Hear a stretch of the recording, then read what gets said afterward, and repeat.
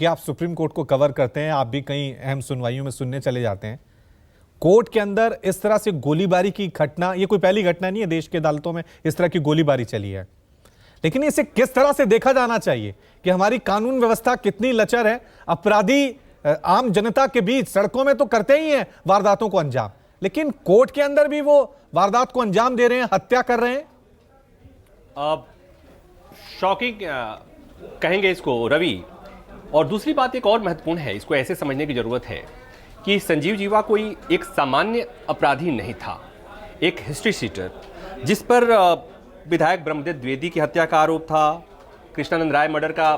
आरोपी था, हालांकि बाद में उसे बरी हो गया था। ऐसे आदमी की पेशी होती है,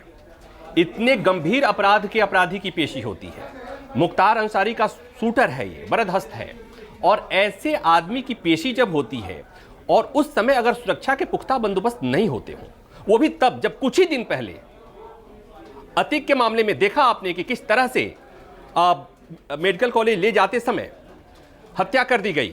अभी उसकी जांच चल ही रही, नतीजे अभी सामने नहीं आए। और ऐसे में अगर इतने ड्रेडेड क्रिमिनल की पेशी के दौरान हत्या होती है, दिन दहाड़े हत्या होती है, तो ये सवाल है उत्तर प्रदेश की कानून व्यवस्था का, उत्तर प्रदेश की पुलिस व्यवस्था का। ये बताने के लिए, समझने के लिए काफी है कि उत्तर प्रदेश में अपराधी किस तरह बेखौफ हो गए हैं। और जब कोई अपराधी, जब कोई भी व्यक्ति, यहां तो अपराधी की बात मैं कर रहा हूं, कोई भी व्यक्ति अगर अदालत में सुरक्षित नहीं हो, कोई भी व्यक्ति अगर पुलिस के घेरे में सुरक्षित नहीं हो, तो फिर आप समझ लीजिए कि कानून का जो एक प्रताप कहती है वो खत्म हुआ माना जाना चाहिए। लेकिन यहां पर मैं इसलिए इस पर ज्यादा अंडरलाइन कर रहा हूं कि संजीव जीवा कोई सामान्य अपराधी, सामान्य आरोपी नहीं था,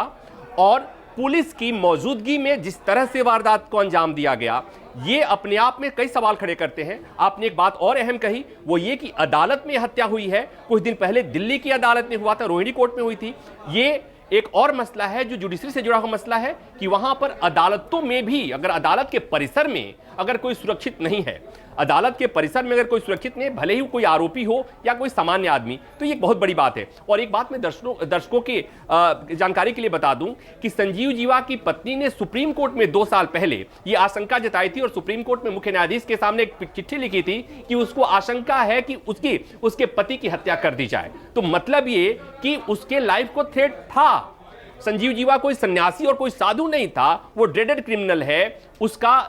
कई मामलों में हाथ रहा है, कई मामलों में आरोपी रहा है, और जिसे जघन्य अपराध कहते हैं उसमें शामिल रहा है। तो ऐसे व्यक्ति की पेशी के दौरान अगर हत्या होती है, दिन दहाड़े गोली मार दिया जाता है, अदालत परिसर में गोली मार दिया जाता है, तो ये अपने आप में सवाल है। अतीक में जो हत्यारे आए थे, पत्रकार बनकर आए थे, यहां पर जो हत्यारा आया था वो बताया जा रहा है कि वकील के लिबास में था, और वहां पर जो लोगों में आक्रोश है, उस आक्रोश को समझने की जरूरत है कि अदालत परिसर में जिस तरह की घटना को अंजाम दिया गया है, दिन दहाड़े जिस तरह से गोली चली है, वहां पर ये तो संयोग है, हालांकि एक बच्चे की मौत हुई है, जिसे कुछ नहीं पता था कि वहां क्या होने वाला है, ये घटना और भी बड़ी हो सकती थी। तो कहने का मतलब ये है कि ये ओवरऑलिंग की जरूरत है कि वहां पर उत्तर प्रदेश में कानून व्यवस्था को लेकर